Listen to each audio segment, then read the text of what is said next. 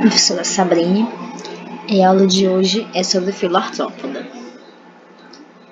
O filo artrópoda, proveniente do nome grego arton e articulação e podopés, tá bom? Esse filo ele é dedicado a todos os invertebrados, ou seja, são aqueles que não apresentam coluna vertebral.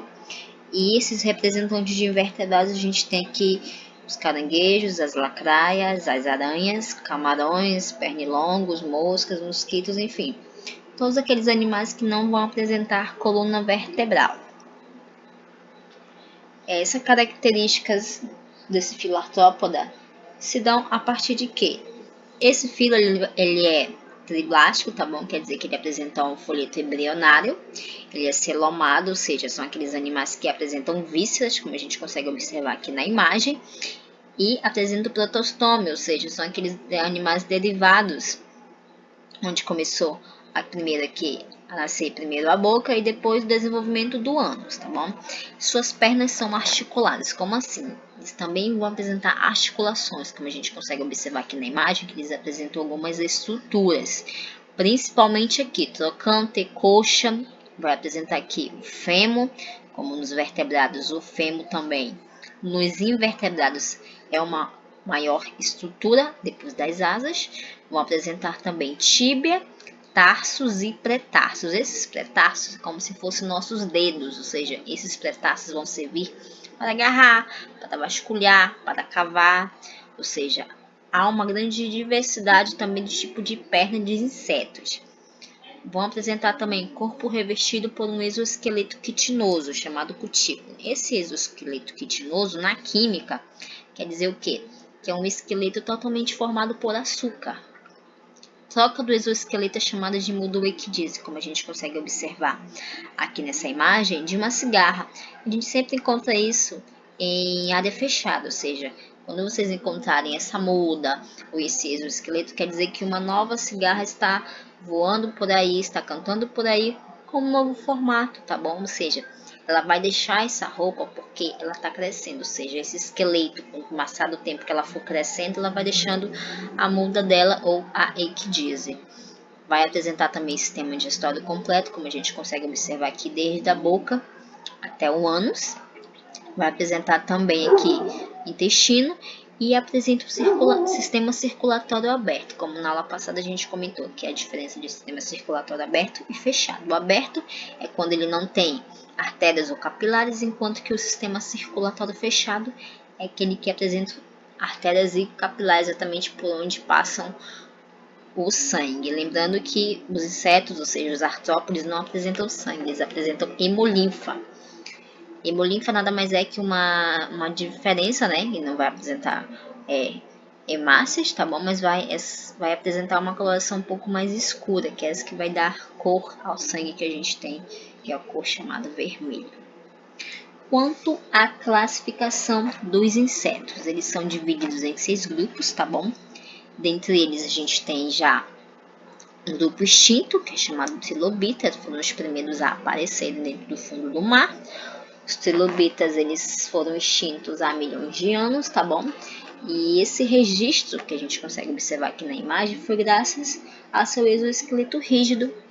Portanto, ele foi colocado aqui na classe dos artrópodes por apresentar esse tipo de esqueleto rígido. A gente vai ter os insetos, os crustáceos, aracnídeos, xilópoda e diplópoda.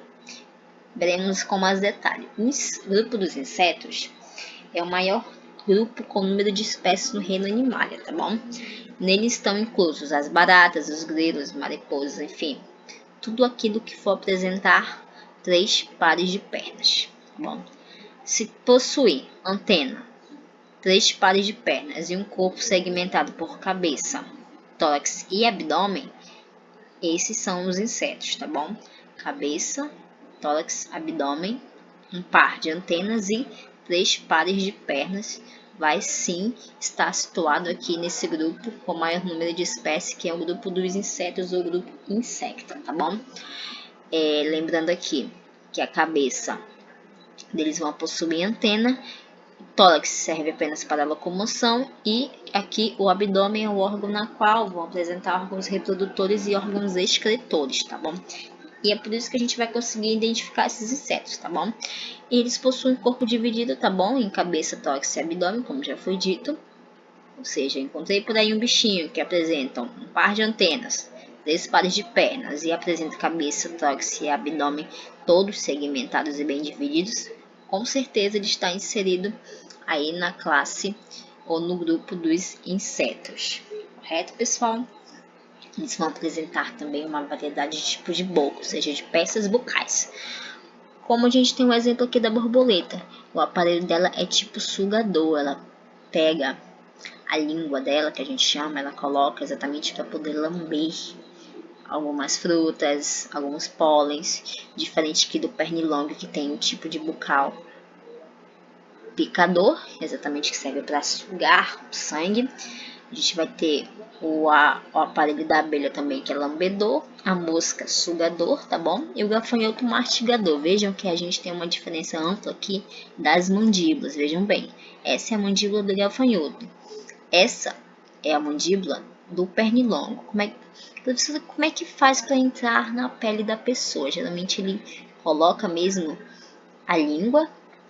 Essa língua tem uma estrutura um pouco mais afiada que faz com que entre na pele da pessoa, ou seja, da sua presa que ele for picar para poder alimentar aí os seus ovos. Lembrando que quem só se alimenta de sangue nos pernilongos é a fêmea. Quanto à anatomia do corpo de um inseto, lembrando que a gente já viu que ele apresenta cabeça, tórax e abdômen, tá bom? Ele também vai apresentar um sistema digestório completo e sistema circulatório aberto, tá bom? Com relação ao sistema nervoso dos artrópodes, ele é formado sim, tá bom? Pelo cérebro, situado na cabeça, que se liga a uma cadeia de glândulas ventrais.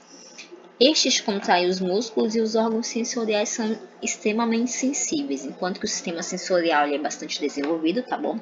Os olhos podem ser simples ou compostos e eles estão sempre abertos com milhares de unidades visuais chamadas de omatídeos. Esses omatídeos estão aqui entre os ocelos, tá bom? Que é uma característica bem visível aí desses insetos. Eles apresentam pelos e cerdas, tá bom? Que funcionam como receptores químicos ou táteis, e os órgãos timpânicos detectando som, e as antenas que percebem odores a quilômetros de distância. Por onde é que o grilo faz aquele barulho? Por onde, professor? Aqui. Bora lá. Dividir cabeça, tórax e abdômen. E é aqui no abdômen que ele vai produzir aquele som irritante, inclusive a cigarra também produz aquele som irritante. E é tudo aqui no abdômen, tá bom? Nada mais é que uma fase na qual ele vai conseguir trocar seus gases, tá bom? Que ele também respira.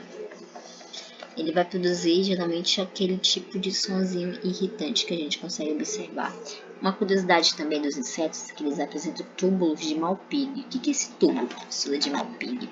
Esse túbulo nada mais é que tem uma função de fazer com que eles liberem excreto, ou seja, por aqui, por esse túbulo de Malpighi, que eles vão conseguir fazer aquela secreção, ou seja, como se fosse aquela urina nos mamíferos. Eles têm coração, tá bom? Vou apresentar uma artéria dorsal, um sistema digestório. E os tubos traqueais, e o cordão nervoso e a mandíbula, porque é por onde eles se alimentam. Com relação à fase de desenvolvimento deles, a gente é dividido em 3. Eu botei um macetezinho para vocês aqui. OPA, quer dizer ovo, larva, pupa e adulto. Geralmente os holometábulos, que possuem a metamorfose completa, tá bom? Que varia do ovo até o adulto. Geralmente essas larvas, antes de chegar à forma adulta, passam por um estágio fica imóvel. A gente tem um exemplo aí de besouros, borboletas e moscas, como a formação completa, né, de ovo até o adulto. O hemimetábulo, que é o que a gente consegue observar aqui de hemimetábulo, que é ninfa, ovo e adulto. E esses hemimetábulos a gente vai dizer que é uma metamorfose incompleta, pois nascem com forma diferente da forma dos adultos, né? Mas aos poucos vão adquirindo uma forma adulta, como os gafanhotos e os insetos hemimetábulos, ou seja, o gafanhoto a gente consegue observar ele pequenininho, e com o passar do tempo ele vai crescendo. E os ametábulos, que é ovo jovem e adulto. Os ametábulos a gente pode ter um exemplo básico como a taça de livro, né? Geralmente esses ametábulos, eles não sofrem metamorfose, tá bom?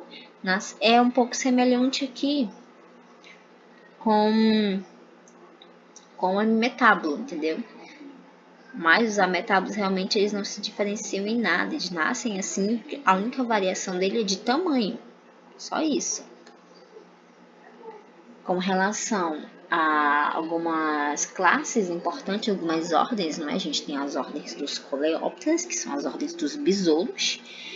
Os besouros, eles têm uma importância fundamental, tá bom? A gente tem um exemplo aqui, o besouro rola-bosta, né?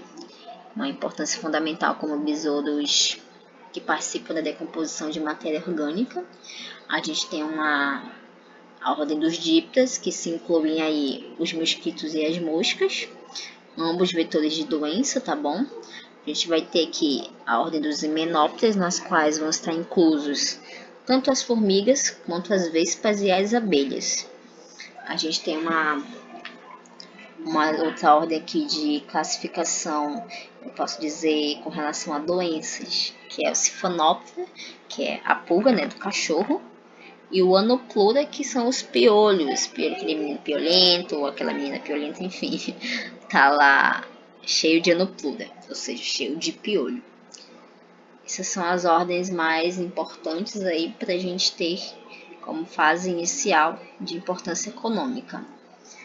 Fechando aí, a gente tem agora, vai falar um pouquinho sobre os crustáceos, tá bom? Que é uma classe de caranguejo, siri, lagosta, tá bom?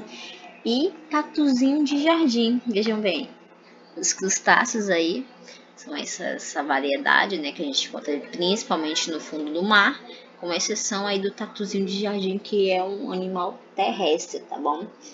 Geralmente os crustáceos têm um corpo dividido em cefalotórax e abdômen, vejam bem aqui. Antena, rosto, cefalotórax e abdômen, diferente dos insetos, que a gente vai ter cabeça, tórax e abdômen. Dos crustáceos não, a gente vai ter o cefalotórax e o abdômen. E ao redor da boca apresenta um par de mandíbulas e maxilas, como a gente consegue observar aqui. Lembrando que ele tem uma função principal, tá bom? Que são essa segunda antena. Essa segunda antena aqui, a função dela nada mais é do que liberar excretas, ou seja, ela vai liberar uma glândula verde por essa segunda antena, que é onde as pessoas falam que o camarão tem merda na cabeça. Não tem isso. Ele nada mais é que vai liberar pela segunda antena que não está tão conectada aqui na cabecinha dele. Mas geralmente essa glândula ela fica bastante presa quando a gente consegue observar o camarão, tem aquela aparência um pouquinho mais estranha e tem aqueles pontinhos pretinhos que ficam ao redor dele. Lembrando que o camarão, quando está dentro do mar ou dentro da água doce, ele é transparente, tá bom? Depois que ele entra em contato com o ar, que ele fica um pouco mais vermelhinho. Habitam tanto meio aquático e terrestre, tá bom? E a respiração deles é branquial. A gente consegue observar aqui pelas brânquias deles. A gente também vai ter aqui os aracnídeos, que a gente tem aqui tanto os carrapatos, escorpiões, aranhas e os ácaros. Ambos, que principalmente carrapato, escorpião e os ácaros, são de importância econômica. Como assim importância econômica? Não é que eles trazem benefícios, mas trazem malefícios, tá bom? E o corpo dividido em cefalotórax e o abdômen aqui, cefalotórax e o abdômen. E ao redor da boca encontramos quelíceras e um par de pedipalpos, tá bom? A função desse cefalotórax aqui, locomoção também. E aqui, reprodução. Geralmente as aranhas, elas contêm enzimas digestivas, tá bom? No início da digestão extracorpórea. E a gente tem como observar aqui os pedipalpos, que é exatamente a parte onde contém as presas para injetar veneno. A gente também tem uma curiosidade aqui sobre as fiandeiras, que é por aqui que elas tecem as teias de aranha. A gente consegue observar, elas conseguem tecer em cerca de 5, 6 minutos. E as quelíceras aqui, a maioria também tem isso, inclusive aqui no carrapato, só que na aranha é mais desenvolvido, tá bom? Mesma situação aqui do escorpião, geralmente o escorpião é apenas aqui no finalzinho que ele vai injetar o veneno, diferente aqui da aranha, que é nas presas. O escorpião é aqui bem no finalzinho da cauda dele. Com relação ao Xilópoda ou Idipópoda, tá bom? Xilópoda, os representantes dessa classe são lacraias e centopeias, são animais de corpo vermiforme, levemente achatado e que possuem inúmeras pernas, tá bom? E com relação ao Diplópoda ou piolho de cobra, né, possuem um par de antenas e mandíbulas e são herbívoros, ou seja, eles raspam resto de árvores, restos de algas que ficam presas assim próximas aos ambientes de água doce, exatamente para eles poderem se alimentar. Eles também vão apresentar túbulos de Malpighi, como a gente conseguiu observar lá na parte dos insetos. Então essa é a nossa classe, tá bom? E a atividade da página 16, 19 e 20 do livro de biologia. Boa sorte!